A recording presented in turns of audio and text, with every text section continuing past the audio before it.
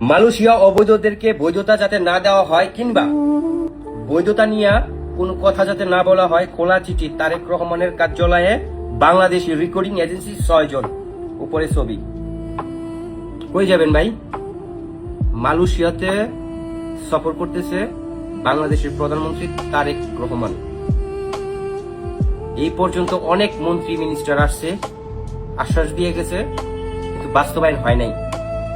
এখন আমরা মালয়েশিয়ান প্রবাসীরা তাকায় রয়েছি আমাদের মাননীয় প্রধানমন্ত্রী তারেক জিয়া 21 তারিখ 22 তারিখ মালয়েশিয়াতে সফর করব, মত বিনিময় করব এই দেশের সরকার দাতুশ্রী আনোয়ার ইব্রাহিমের সাথে।